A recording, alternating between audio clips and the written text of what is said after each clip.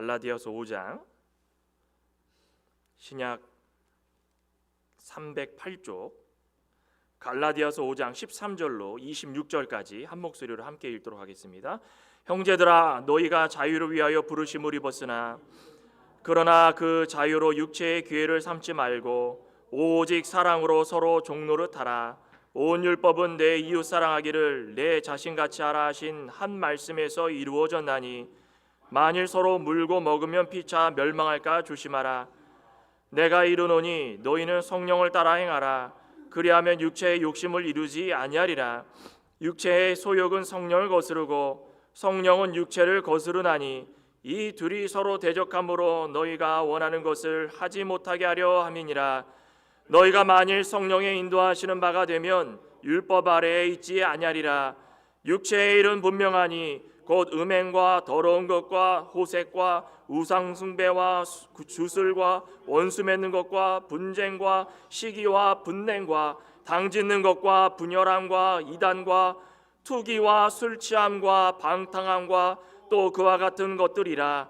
전에 너희에게 경계한 것 같이 경계하노니 이런 일을 하는 자들은 하나님의 나라를 유업으로 받지 못할 것이요 오직 성령의 열매는 사랑과 희락과 화평과 오래 참음과 자비와 양선과 충성과 온유와 절제니 이 같은 것을 금지할 법이 없느니라. 그리스도 예수의 사람들은 육체와 함께 그 정욕과 탐심을 십자가에 못 박았느니라. 만일 우리가 성령으로 살면 또한 성령으로 행할지니 헛된 영광을 구하여 서로 노엽게 하거나 서로 투기하지 말지니라. 아멘. 오직 사랑으로 서로 종노릇하라. 오늘 말씀의 제목입니다. 우리 같이 한번 따라해 볼까요? 오직 사랑으로 서로 종노릇하라. 오직 사랑으로 서로 종노릇하라.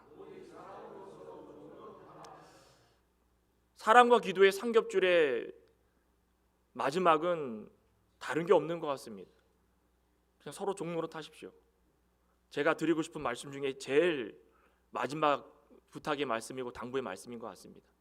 제가 아무리 이야기를 해도 솔직히 저와 여러분들 사이에 거짓말해서 무슨 소용이 있겠습니까? 솔직히 말씀드려서 100가지 얘기를 하면 한 2가지 순종하십니까? 2가지도 좀 안 됩니까? 주일날 오전 예배 설교 잘 듣고 가가지고 일주일 동안 생각하시는 분 성공한 겁니다. 생각만 해도 그죠? 순종하면은 더 성공한 거죠. 순종까지 가기가 너무 힘든 겁니다. 참 답답할 노릇이죠.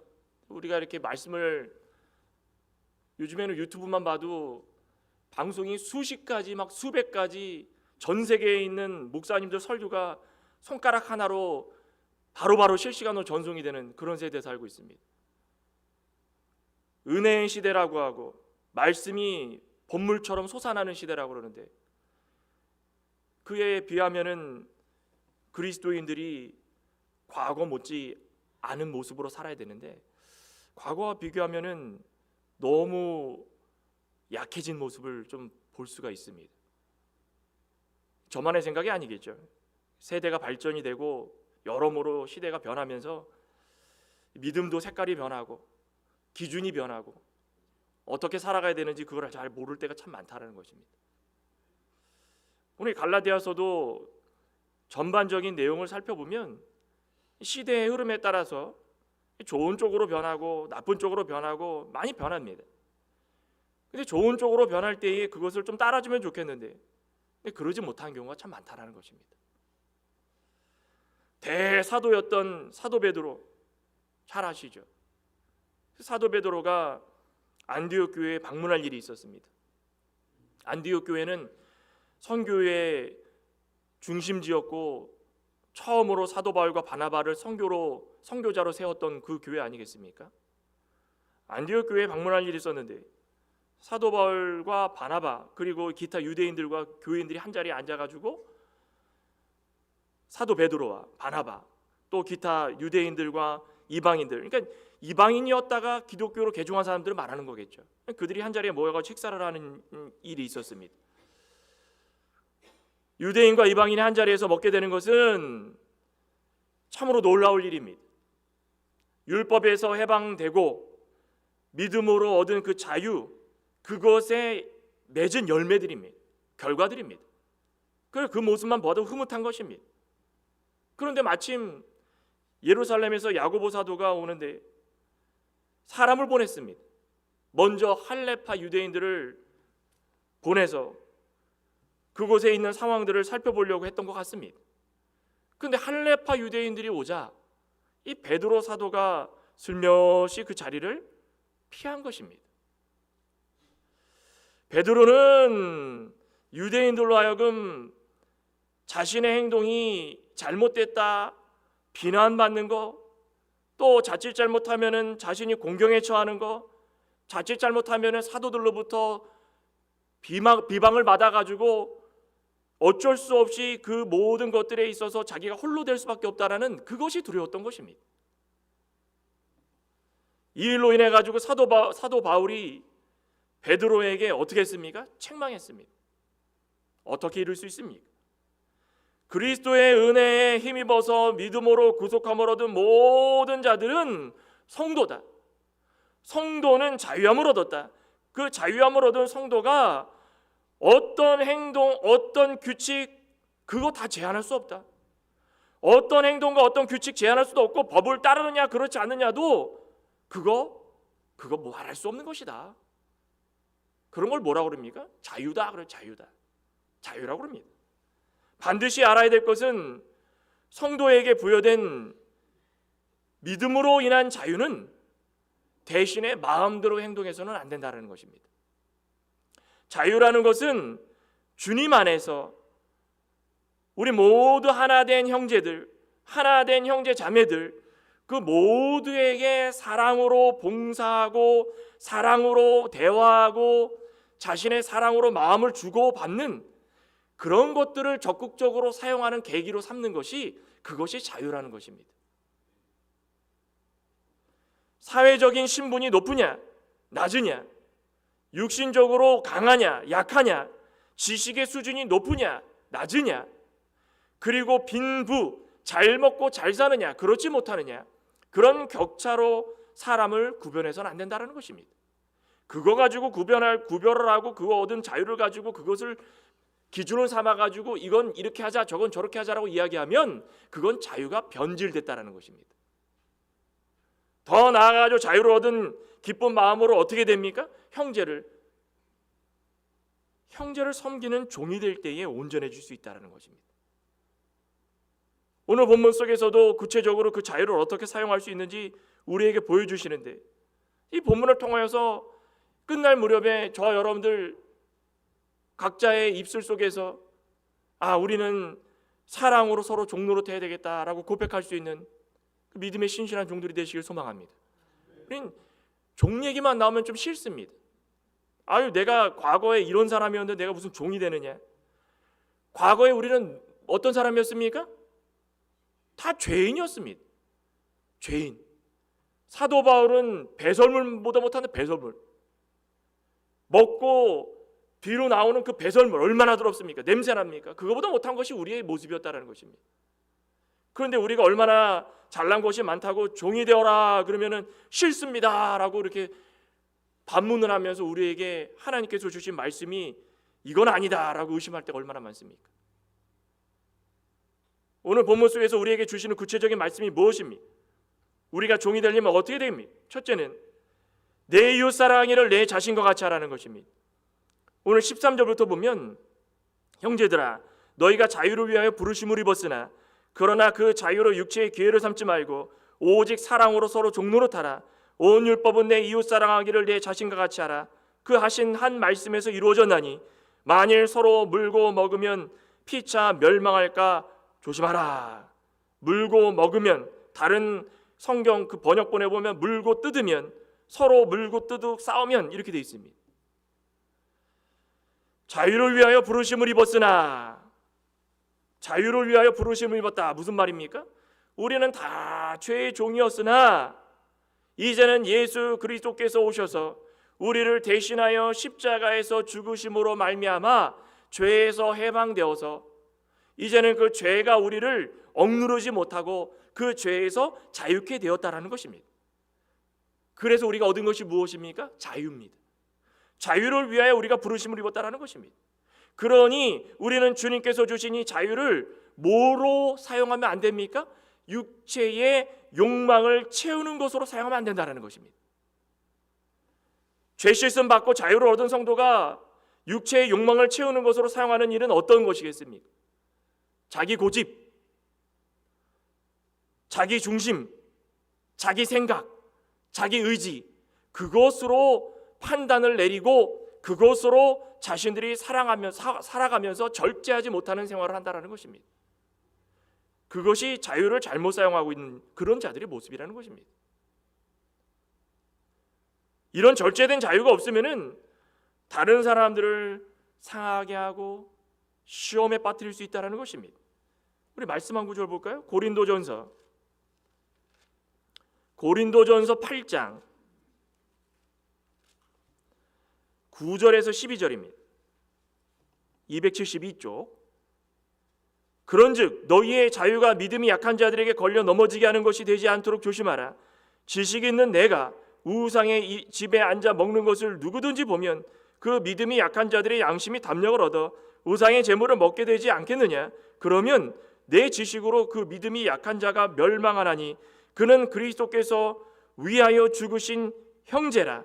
이같이 너희가 형제에게 죄를 지어 그 약한 양심을 상하게 하는 것이 곧 그리스도에게 죄를 짓는 것이니라.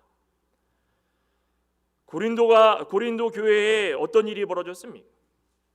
예수님을 막 믿기 시작한 성도들이 교회에 오기 시작합니다. 그 성도들은 자유를 얻었습니다. 자유를 얻었는데 자유를 절제하는 일이 쉽지가 않았습니다. 예수님 믿은 지 얼마 안 됐기 때문에 세상의 자유와 다른 것이죠. 제가 방금 설명해드렸던 그런 자유입니다. 예수 그리스도로 말미암아 우리가 죄 씻음 받고 영원히 죄 씻음 받은 몸으로 예수님께 나아갈 수 있는 그 자유를 말하는 것입니다. 그런데 더 큰 문제는 이런 사람들이 스스로 영적으로 성숙되지 못했지만 교회에 왔더니 영적으로 성숙하다라고 주장하면서 이렇게 믿음이 약한 성도들을 넘어뜨리는 자들이 있었다는 것, 실족시키는 자들이 있었다는 것입니다. 어느 날 고린도 교회의 한 중직자가 이 세상에는 우상이 없습니다. 당연한 말이죠. 그러니 우상의 제물도 없는 것입니다. 당연한 것이죠. 예수님 믿는 사람들이 세상에 우상이 어디 있습니까? 이 세상의 자체에는 우상은 없는 것이다. 맞는 말입니다. 그런데 그 중직자가 세상에 우상은 없으니까 우상의 제물도 없는 것이다 그러면서 우상의 제물을 막 먹는 겁니다. 그러니 믿음이 연약한 자들, 영적으로 미성숙한 자들, 교회에 온 지 얼마 안 된 자들, 자유함을 얻은 지 얼마 안 된 그런 성도들이 지나가다가 그런 사람들이 거기서 우상의 제물을 먹는 것을 보면서 혼란에 빠진 겁니다. 이거 어떡하지? 저 우상이 먹지 말라 그랬는데 먹어도 되나? 그러면서 실족한 겁니다. 실망하고 넘어진 겁니다. 강한 양심을 가진 성도일수록 약한 양심을 가진 성도를 거치지 않도록 삼가 조심해야 되는 것이 그것이 자유입니다. 내가 믿음이 좋으면 믿음이 약한 자들을 돌봐줄 수 있는 것, 그것을 사용하는 것이 자유입니다. 당연히 우상은 없습니다. 우상 없으니까 우상의 제물 먹어도 상관없습니다. 그런데 믿음이 연약한 자들이 있는데 굳이 우상의 제물을 찾아다가 굳이 그 우상의 제물을 먹을 필요가 있겠습니까? 믿음 지키는 일에 있어가지고 자신에게 주어진 자유를 바로 사용할 줄 안다면 상대방 믿음이 연약한 자들이 어떻게 생각할 수 있는가, 그것 생각해야 되는 것입니다. 내가 살아가는 데 있어가지고 거침돌이 되지 않도록 내 자유를 절제할 줄 알아야 된다는 것입니다. 말 한마디 행동 하나 어떤 상황에서 포기할 줄도 알아야 되는 것입니다. 내가 하고 싶은 말이 이만큼 있는데 내가 믿음 안에서 자유를 얻었으니 저 믿음 연약한 자를 위해서 내가 좀 절제할 줄 알자. 내 행동이 이렇게 하고 싶은 행동이 있는데 내가 이렇게 행동했을 때 저 사람이 이렇게 상처받으면 안 되니까 내가 믿음의 성숙한 자로서 좀 절제할 줄 알자. 그것이 자유입니다. 그런 자유, 그것이 자유를 참 잘 사용하는 사람들의 모습인 것입니다. 단순한 포기가 아닙니다. 영혼 한 명 구원하기 위해서, 그 영혼의 구원을 위해서 영적인 담대함이 필요한 것입니다. 포기할 수 있고 절제할 수 있다는 것은 담대함인 것입니다. 절제 아무나 못합니다. 포기 아무나 못합니다. 내가 과거에 누구였는데, 내가 이 교회 장로인데, 내가 교회 목사인데, 내가 한마디 하면 들어야지. 절제 포기 잘 못합니다. 그런데 그거 절제할 줄 알고 포기할 수 있다는 건 영적인 담대함인 것입니다. 영적인 담대함이자 사랑의 마음인 것입니다. 하나님께서 예수 그리스도를 통해서 우리에게 주신 그 자유, 그 자유를 정말 잘 사용하는 자들의 모습인 것입니다. 오늘 본문에서 이런 실천적 사랑을 위해서 사도 바울이 바로 사도 베드로의 모습을 예를 들어서 말씀해 주시면서 그 교회의 안타까운 모습들을 지적하고 있는 것입니다. 그 실천적 사랑을 위해서 두 가지 제안을 하죠. 13절에 뭐라고 그랬습니까? 서로 종노릇하라. 14절에 서로 내 이웃 사랑하기를 내 자신같이 하고, 이 한 말씀에서 이루어졌느니라. 내 이웃 사랑하기를 내 자신과 같이 하라. 이 두 가지입니다. 서로 종노릇하고 내 이웃 사랑하기를 내 자신과 같이 하라. 우리가 잘 자유를 사용할 줄 안다면 이 두 가지를 할 줄 안다는 것입니다. 종노릇할 줄 알아야 됩니다. 우리는 우리에게 주어진 자유가 단순히 시간과 육신의 해방, 그거 의미하는 것이 아닙니다. 예수님께서 이 세상에 오셔서 가장 많이 하셨던 것이 무엇입니까? 낮은 자리에 있는 것입니다. 낮은 자리에서 발을 씻겨주시고 섬겨주시고 희생해주시고 세상의 빛과 소금 역할을 감당하시면서 어두움을 밝히시고 썩어져가는 곳에 소금과 같은 역할을 해서 썩지 않도록 해주시고 주인과 종의 관계를 잘 이해하시면서 우리에게 몸소 보여주셨다는 것입니다. 주인과 종의 관계 생각해 보십시오. 종은 늘 낮은 자리에 있어야 됩니까? 높은 자리에 있어야 됩니까? 주인이 왔는데 종이 저 상석에 앉아가지고 왔느냐? 맞습니까? 배가 고픈데 밥이나 차려라. 아예 청소하기 귀찮았는데 나는 모르겠다. 그게 종입니까? 종과 주인의 자리는 명확한 겁니다. 주인은 위에서, 종은 아래에서. 주인은 명령을 내리고 종은 그것을 수행하는 것입니다. 종은 주인이 하는 말을 예민하게 듣는 것입니다. 주인이 뭘 했을까, 무슨 말씀을 하셨을까 하나라도 놓치지 않기 위해서 예민해져야 되는 것입니다. 아브라함이 상수리나무 아래에서 늘 기도하면서 하나님께서 나에게 주신 약속이 무엇인가 늘 예민하게, 그리고 기도하면서 있었을 때에 오며가며 나그네들을 다 제접했습니다. 그런데 생각지도 않은 나그네가 왔을 때에 대접했는데 그들이 주의 종 천사들이었습니다. 그때 어떻게 했습니까? 아브라함이 예민해져서 그들이 하는 이야기 잘 들으면서 대접을 하면서 할 수 있는 한 종처럼 대접했던, 종처럼. 우리 믿음의 사람들은 바로 이런 모습이 필요하다는 것입니다. 믿음이 성숙되지 못한 성도들은 분별력이 별로 없습니다. 하고 싶은 얘기 많이 합니다. 그러면 믿음이 성숙한 성도들이 똑같이 해야 되겠습니까? 믿음이 성숙지 못한 성도들이 하는 행동과 믿음이 성숙지 못한 성도들이 하는 말과 믿음이 성숙지 못한 성도들의 마음을 똑같이 본받아서 믿음이 성숙한 자가 그렇게 해야 되겠습니까? 아닙니다. 우리는 불쌍히 여기는 마음을 가지고 그들 밑에 있어야 되는 것입니다. 예민하게 들어보십시오. 믿음이 성숙지 못한 자들이 하는 마음, 하는 행동, 하는 생각, 하는 말이 무엇인가 예민하게 좀 들어보시기 바랍니다. 그들의 마음을 좀 헤아릴 줄 알아야 되는 것입니다. 예민하게 좀 들어보십시오. 우리는 종입니다. 종. 그들이 어떻게 행동하고 어떻게 할 수 있는지 예민하게 좀 듣다 보면 그들이 원하는 것이 무엇인지를 알 수 있다는 것입니다. 사랑은 하나님께서 주신 최대의 강령이자 도덕의 핵심입니다. 우리가 자유를 사용한다고 하면서 우리에게 주신 자유가 나를 위해서 사용한다면 그거 잘못된 자유 아니겠어요? 방종이 방종. 그걸 방종이라고 합니다. 그런데 주변 사람들에게 배려하고 우리의 입으로 나오는 말과 우리의 나오는 행동들이 종의 위치에서 상대방이 내 말을 들었을 때에, 내 행동을 봤을 때에 어떻게 생각하고 상처는 받지 않을까 예민해지는 겁니다. 예민해지는 겁니다. 어떤 위치에 있던 간에 내 자신과 같이. 내 몸에 조그만 가시가 한번 찔린다 생각해 보십시오. 여기 뒤에 가면은 가시나무들이 상당히 많습니다. 걸어 올라가다 보면 다리에 탁탁 찔립니다. 얼마나 따가운지. 아예 그냥 살을 파고드는데 딱 찔리면 그 자리에서 파탁 뜁니다. 아프다고. 그러면 어떻게 합니까? 어떻게 합니까? 아유 그냥 뭐 이러는 그렇게 그러고 맙니까? 이게 어떤 독 있는 나무는 아닌지, 아유 이게 뭐 나에게 뭐 잘못해가지고 붙는 건 아닌지, 내 몸 하나는 그렇게 잘 챙깁니다. 가가지고 약을 씻어가지고 매일 씻고 약 바르고 다음날 또 보고 이게 붙지는 않는지. 내 자신과 같이 하라는 건 그런 겁니다. 내 자신과 같이. 조그만한 가시에 찔려도 아파가지고 어쩔 줄 모르고, 상한 음식 먹으면은 푸드 포이즌 걸리지 않을까? 아유 나 어떡하지?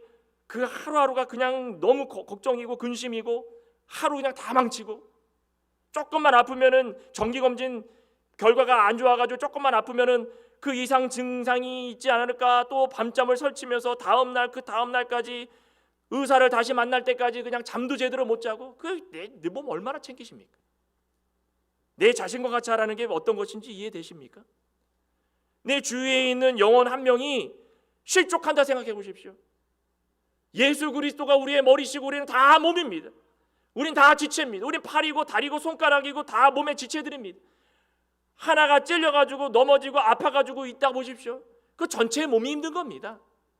내 자신과 같이 하라는 것이 내 주위에 있는 형제 자매가 아파서 넘어지고 실족하고 절망하고 걱정하면은, 내 몸 아플 때 걱정해가지고 밤잠 설치고선 잠도 못 자는 그런 몸인데, 아니 주위에 있는 영혼 한 명 아프고 힘들고 어려움 겪었는데 두 다리 뻗고 잠 잘 주무십니까? 그렇습니까? 물어보지 마시기 바랍니다. 이렇게 해야 됩니까? 물어보면은 괴로우시죠? 저도 그렇습니다. 누가 저한테 물어보면 참 괴롭습니다. 형제자매, 아이고 왔습니까? 우리 집사님, 아이고 우리 권사님, 우리 장로님, 하하호호 하면서 가시에 찔려가지고 아파서 펄펄 뛰는 내 몸같이 그들을 생각하십니까? 그렇게 해야 된다는 것입니다. 내 자신과 같이. 이런 게 없으면 15절에 어떻게 한다고 했습니까? 만일 그러지 않으면 서로 물고 뜯는 것입니다. 서로 물고 뜯는 것입니다. 대립하고 싸운다라는 말은 뭘 잃어버렸다는 얘기입니까? 사랑을 잃어버렸다는 얘기. 사랑을 잃어버렸다는 얘기는 다른 말로 자유를 잘못 사용했다는 것입니다. 자기 마음대로 사용하다 보니까 사랑을 잃어버린 겁니다. 그러니 서로 갈라서는 것입니다. 너의 사랑과 나의 사랑은 기준이 다르구나. 정의가 자체가 다르구나. 나는 나를 사랑하고 너는 너를 사랑하구나. 서로 물고 뜯고 안 맞아서 찢어지고 갈라서고, 갈라디아 그 당시의 교회마다 그런 어려움과 고통이 많았다는 것입니다. 그런데 왜 오늘날까지 그런 게 이어질까요?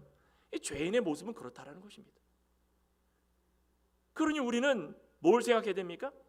우리 주위에 있는 사람을 한번 쳐다보시기 바랍니다. 보십시오. 옆에 보기 싫어도 좀 보십시오. 좀 옆에를 다 보십시오. 내 자신과 같이 이분들을 좀 사랑해 주시길 소망합니다. 내 자신과 같이 이분들의 내 자유를 사용해 주시기 바랍니다. 이분이 아이고 한 주 안 나왔는데 어떻게 아프진 않을까? 걱정이 하나도 없는데요. 목사님 그분이 안 나오는 거랑 저랑 무슨 상관입니까? 저는 밥 잘 먹고 걱정이 하나도 1도 없습니다. 그러면 제 책임입니다. 제 책임. 목사 책임입니다. 목사 책임입니다. 만약에라도 누구 한 명이 안 나왔는데 목사님 누구 한 명이 안 나오셨는데요. 전화해 보셨습니까? 왜 안 나오셨습니까? 제가 여기 와가지고 한 5년째 되는데 그런 분 한 3분 계십니다. 성공한 교회죠. 한 분도 안 계신 교회는 어떻습니까? 실패한 교회입니다. 목사님 그분이 안 보이는데 어떻게 된 겁니까? 항상 예민해져야 되는 겁니다. 우리 2월 한 달간 사랑 외쳤지만 좀 예민해지시기 바랍니다. 가시에 찔린 것처럼 우리 가운데의 형제 자매가 아프고 실망하고 절망하고 시험에 들었다 그러면 예민해져야 되는 것입니다. 그럴 때 교회가 성공할 수 있는 겁니다. 둘째로는 성령을 따라 행하라는 것입니다. 성도에게 주어진 자유를 올바로 사용하려면 성령을 따라 살아가야 되는 것입니다. 16절부터 보면 내가 이르노니 너희는 성령을 따라 행하라. 그리하면 육체의 욕심을 이루지 아니하리라. 육체의 소욕은 성령을 거스르고 성령은 육체를 거스르나니 이 둘이 서로 대적함으로 내가 원하는 것을 하지 못하게 하려 함이라. 너희가 만일 성령의 인도하시는 바가 되면 율법 아래 있지 아니하리라. 성령 보혜사입니다. 보혜사. 우리 말씀 한 구절 볼까요? 요한복음 14장 25절. 내가 아직 너희와 함께 있어서 이 말을 너희에게 하였거니와 보혜사 곧 아버지께서 내 이름으로 보내실 성령 그가 너희에게 모든 것을 가르치고 내가 너희에게 말한 모든 것을 생각나게 하리라. 평안을 너희에게 끼치노니 곧 나의 평안을 너희에게 주노라. 내가 너희에게 주는 것은 세상이 주는 것과 같지 아니하리라. 너희는 미움에 근심하지도 말고 두려워하지도 말라. 성령, 변호사, 위로자, 또 대언자, 그게 보혜사입니다. 보혜사. 예수님께서 하늘로 승천하신 이후에 예수 그리스도를 구주로 믿는 모든 하나님의 백성들의 마음에 성령을 보내주셨습니다. 그 성령은 온 이후에 떠나지 않으십니다. 그 성령은 우리에게 모든 것을 가르쳐 주십니다. 생각나게 해주십니다. 사랑의 마음을 주시는 것입니다. 평안을 주시는 겁니다. 근심과 두려움을 사라지게 만들어 주시는 것입니다. 그런 성령이 우리 가운데 있다라는 것입니다. 요한복음 16장 13절에 보면은 성령이 하는 역할이 뭐냐? 우리를 진리 가운데로 인도해 주시는 것입니다. 말씀을 생각나게 해주시는 것입니다. 성령 안에서 자유를 누리는 성도는 바로 이런 것입니다. 말에나 행동이나 책임질 줄 알아야 되는 것입니다. 성령이 우리 가운데 있어가지고 우리를 인도해 주시는데 말과 행동에 책임지지 못하는 그런 성도면 그 성령의 인도와 주장을 받지 못한다는 것입니다. 성령을 따라 살아가는 것은 다른 것이 아닙니다. 먼저 죄를 회개하고 중생했다면 그것이 표면적인 증거로 나타나야 되는 것입니다. 창광교회에 두고 성도 얼굴이 밝은데 어떻게 이렇게 밝을 수가 있을까? 성령을 받았다라는 그 증거가 표면적으로 나타나야 되는 것입니다. 그리고 성령을 의지하면서 우리를 진리 가운데로 인도해 주실 때마다 말씀이 생각나고 싫은 사람을 위해서도 기도해 주고 우리의 잘못된 생각 가지고 있다면 그걸 없애려고 회개하고 바로 그겁니다.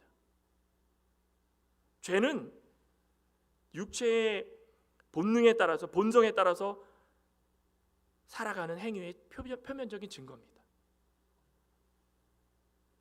성령의 인도에 따라 살면 죄 많은 이 육체의 일을 만족시키려고 애쓰지도 않고 성령의 인도에 따라가면 죄의 근본이 된 우리의 삶 가운데 나타나는 모든 말과 행동이 사라질 것이고 육체의 일이 무엇일까요? 오늘 19절에 육체의 일이 나오죠. 19절에 육체의 일은 분명하니 음행, 더러운 것, 호색, 우상숭배, 주술, 원수 맺는 것, 분쟁, 시기, 분냄, 당짓는 것, 분열, 이단, 투기, 술취함, 방탕함 이와 같은 것들이라. 전에 너희에게 경계한 것 같이 경계하노니 이런 일을 하는 자들은 하나님의 나라를 유업으로 받지 못할 것이다. 엄청 무서운 말씀입니다. 육체의 일은 이런 것입니다. 두 가지로 나눌 수 있죠. 첫째, 하나님을 대적하는 일. 둘째, 사람을 대적하는 일입니다. 음행, 더러운 것, 호색, 우상숭배, 주술 이거 다 하나님을 대적하는 영적 간음입니다. 하나님 앞에 나와가지고 주여 주여 하면서 하나님을 뒤로하고 영적인 간음을 저지르면서 세상의 이 우상들을 따라가는 거, 음행을 따라가는 거, 호색을 따라가는 거 다 육신의 것을 따라가는 것입니다. 이런 자들은 자유를 육신의 욕심을 채우기 위해서 사용하는 자들입니다. 이런 자들은 누구의 종입니까? 죄의 종인 것입니다. 죄의 종. 그런데 여기 보면 원수 맺는 거, 분쟁, 시기, 분냄, 당짓는 거, 분열, 이단, 투기, 술취함, 방탕 이거는 공동체 안에서 이루어지는 것들을 말하는 것입니다. 사람이 살아가는 데 갈등과 사람이 살아가는 데 있어서 마음이 안 맞아서 나타나는 결과들인 것입니다. 이런 결과를 가지고 살아가면 방금 읽었던 그 위에서 읽었던 15절에 서로 물고 먹는 그런 일들이 벌어지는 것입니다. 그런 일이 벌어지면은 피차 어떻게 된다 그랬습니까? 멸망하는 것입니다. 피차. 나만 멸망하는 것이 아니라 피차. 서로가 하나님 멸망하는 것입니다. 지금 말씀드린 요 인간에게 대적하는 일들은 전부 자기중심적인 말과 행동인 것입니다. 나만 생각하는 것입니다. 다 뭐든지 간에 나를 생각하기 때문에 세상 사람들, 주위에 있는 공동체의 사람들을 바라볼 때에 보기도 싫은 것입니다. 꼴 보기도 싫다. 그냥 저 사람 얼굴만 보면 내가 그냥 오장육부가 뒤틀리는 것 같고 꼴 보기도 싫다. 그냥 그런 경험 있으십니까? 서로 헐뜯고 물고 뜯으면 서로가 망하는 것입니다. 성도는 하나님의 나라를 유업으로 받아야 정상입니까? 받지 않아도 되는 것입니까? 받아야 정상이죠. 두말하면 잔소리죠. 뭐 귀찮게 그런 얘기를 합니까? 하나님의 유업을 받는 자로서 어떻게 살아가야 되는가? 성령을 따라 살라는 것이다. 성령을 따라. 성령을 따라 살면 그 열매가 표면적으로 드러나기 시작하는데, 우리 성령의 9가지 열매가 22절에 나오죠. 자, 한번 읽어보시면서 잘 기억해 보시고 나는 얼마나 많은 열매를 맺었는가 한번 생각해 보시기 바랍니다. 오직 성령의 열매는 사랑과 희락과 화평과 오래 참음과 자비와 양선과 충성과 온유와 절제다. 다 외우십니까? 고개를 잠깐 드시고 우리 사랑의 9가지 열매 시작. 희락과 화평과 오래 참음과 자비와 양성과 충성과 온유와 절제니. 얼마나 많은 열매를 맺고 계십니까? 사랑은 예수님께서 우리에게 보여주셨던 원수까지도 사랑하는 아가페 사랑, 절대적 사랑을 말하는 것입니다. 희락은 기쁨입니다. 성령이 우리 가운데 들어오셔서 항상 우리 가운데 말씀을 주시니 기뻐할 수밖에 없는데, 그런 기쁨이 우리 가운데 너무 많아져서 화평케 하는 것이 화평케. 화평이라는 것은 하나님과의 관계, 사랑과의 관계, 막혔던 담이 허물어지는 것입니다. 예수님께서 이 땅에 오셔서 십자가상에 달려 죽으심으로 말미암아 하나님과 우리 사이에 막혔던 담을 무너뜨리셨는데, 우리가 이 세상을 살아가면서 왜 사람과 사람 사이에 담을 짓고 살아가십니까? 아무 꺼리낌이 없는 관계가 되어야 되는 것입니다. 하나님과 꺼리낌이 있으십니까? 사람과 꺼리낌이 있으십니까? 회개하셔야 됩니다. 저도 그렇고 우리의 필요한 것은 회개밖에 없습니다. 하나님, 제가 좀 어리석었습니다. 제가 너무 어렸습니다. 하나님, 제가 영적으로 성숙한 줄 알았는데 아직도 좀 부족한 것 같습니다. 저들을 용서해 주십시오. 그 하나님께서 해결해 주시는 것입니다. 못난 사람이 있다고 내가 해결하려고 하면 안 된다는 것입니다. 그럼 싸움만 나는 것입니다. 우리는 기도하는 수밖에 없습니다. 내가 부족했던 것 같습니다. 주위에 있는 지체들 꺼리낌이 있었습니다. 하나님 화평케 해주시옵소서. 오래 참음이 무엇입니까? 바로 이런 것입니다. 말씀을 읽고 순종하려고 하다 보니까 시험이 옵니다. 환난이 옵니다. 예수님도 40일 금식 기도하시고 공생애를 시작하시려고 하는데 막바로 시험이 왔습니다. 마귀의 시험이, 3가지 시험이 얼마나 강했습니까? 그 시험에 넘어지지 않으셨습니다. 우리도 말씀을 지키려고 하면 시험이 당연히 따라오는 것입니다. 마귀가 가만 놔두질 않습니다. 창광교회 누구 성도, 누구 집사, 누구 목사 말씀 잘 듣고선 세상 나가가지고 순종하려고 드네? 안 되겠다. 마귀가 바로 치고 들어오는 것입니다. 자비 양선은 주변 사람들에게 선을 행하는 것입니다. 없어도 받는 것보다 주는 게 더 좋다. 사도 바울의 고백처럼 내가 조금 있어도 나눠줄 수 있다. 그런 마음으로 살아가라는 것입니다. 충성, 누가 보던 안 보던 양심대로 하라는 것입니다. 끝까지 자기 성취 다 달성할 때까지 달려가라는 것입니다. 우리의 마지막 목표는 무엇입니까? 지난주도 말씀드렸는데 하나님께 영광 돌리는 겁니다. 그걸 기회로 삼고선 달려가는 것입니다. 온유 절제 무엇입니까? 자기를 다스리는 것입니다. 과거 헬라 문화에 젊어서부터 어른들이 이렇게 2가지를 교육시켰다고 합니다. 얘야, 너희들은 내 자신을 알라.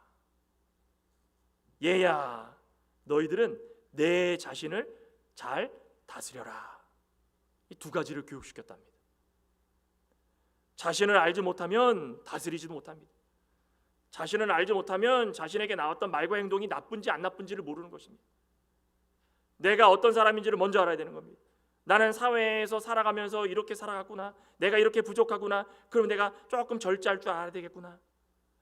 내가 이런 사람이었구나. 그럼 나 자신을 좀 다스릴 줄 알아야 되겠구나. 내 자신이 변화되면 변화될수록 주위 사람들이 변화되는 것입니다. 내가 종이 되면 종이 될수록 그 사람들이 나를 인정해 주는 겁니다. 세상 사람들은 안 그러는데요. 왜 세상 사람들을 바라봅니까? 우리는 그리스도인들이고 그 그리스도 안에 공동체입니다. 공동체 안에서 살아갈 때마다 우리는 종이 되어야 된다는 것을 세상과 비교하지 마시기 바랍니다. 우리는 성령의 인도와 주장을 받아 늘 우리에게 주어진 자유를 절제하며 살아가야 된다는 것입니다. 그렇게 할 때에 육체와 함께 모든 정욕과 탐심을 십자가에 못 박을 수 있습니다. 우리 24절부터 26절 한번 읽고 마무리하겠습니다. 24절입니다. 그리스도 예수의 사람들은 육체와 함께 그 정욕과 탐심을 십자가에 못 박았느니라. 만일 우리가 성령으로 살면 또한 성령으로 행할지니 헛된 영광을 구하여 서로 노엽게 하거나 서로 투기하지 말지니라. 우리는 십자가에 못 박아야 됩니다. 우리 개역 성경에는 뭐라고 되어 있습니까? 정과 욕심인데, 정과 욕심, 정은 무엇입니까? 고난, 순환, 아픔, 그것까지도 다 이겼을 때에 그 이기는 것을 아시고 보시고 그것을 변화시키려고 하나님께서 주시는 지혜로 말미암아 살아가려고 애쓰는 그 용기를 말하는 것입니다. 사도 바울이 갈라디아 교회에 향하여서 화를 내건 율법 준수건 지금 여러 가지로 해결할 일이 많이 있지만 더 중요한 것은 형식적인 신앙생활이 그들 가운데 있었다라는 것입니다. 많이 알고 교회를 오래 다녔고 신앙생활에 자랑거리가 있고 주일 성수를 잘하고 11조를 잘하고 기도생활을 잘하고 이거 잘하고 이거 잘하고 잘하는데 자유를 마음대로 사용한다라는 것입니다. 믿음이 연약한 성도를 상대로 주인 되려고 한다는 것입니다. 내가 주일 성수를 이렇게 하니까 너희들 나를 봐라. 내가 11조를 이렇게 잘하니까 너희들 나를 봐라. 뭐라 그랬습니까? 26절에 헛된 영광을 구하여 서로 노엽게 하지 말라는 것입니다. 주일 성수를 하고 11조를 하고 헌금 생활을 하고 뭐를 하고 하나님과의 나의 관계이기 때문에 하나님께 자랑하십시오. 그게 올바른 자유입니다. 우리 주위에 있는 모든 믿음이 연약한 성도들에게는 내가 종이 되어야 되는 것입니다. 노엽게 하지 마시기 바랍니다. 노엽게 한다는 말이 무슨 말입니까? 자만해가지고 거드름을 피우면서 자 누가 잘 지키는지 보자. 저 집사인데 안 되겠네. 내가 한번 얘기 좀 해줘야 되겠다. 그렇게 하지 말라는 것입니다. 다 너 자신을 알라. 나는 잘하고 있는가? 서로 종노릇하며 헌신하고 희생을 하고 마지막에 하나님께 영광 돌리는 거, 그게 우리가 해야 될 도리라는 것입니다. 우리가 해야 될 게 무엇인지를 알라는 것입니다. 하나님께서 영광 받으시면 그것으로 족한 것입니다.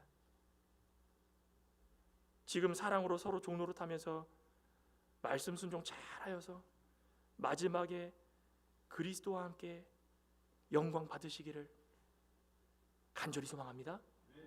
그리하여서 마침내 예수님께서 우리를 안아주실 때에 고생했지. 아이고 그냥 그 이겨내느라 얼마나 고생했니? 그거 참느라 얼마나 고생했니? 아이고 너 그 지키느라 얼마나 고생했니? 그 사람 말과 행동 그거 다 들어주느라 얼마나 고생했니?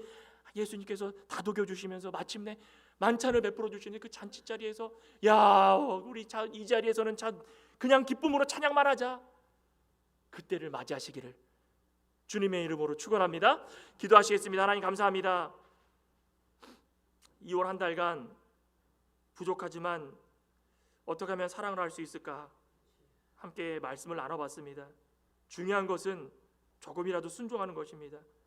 저부터 시작해서 우리 창광의 모든 권속들 한 분 한 분이 예수 그리스도를 머리 삼고 모두가 한 지체가 되어서 어느 한 지체가 아픔이 있고 슬픔이 있고 절망이 있을 때 서로 아프고 슬프고 절망할 수 있는 내 몸과 같이 사랑할 수 있는 우리 지체들 될 수 있게 역사해 주시고 또 조금이라도 나 자신을 먼저 알아서 하나님께서 주신 자유를 마음대로 사용하지 않고 절제하는 데 사용할 수 있도록 아버지의 은혜와 자비를 베풀어 주시옵소서. 예수님의 이름으로 기도드리옵나이다. 아멘.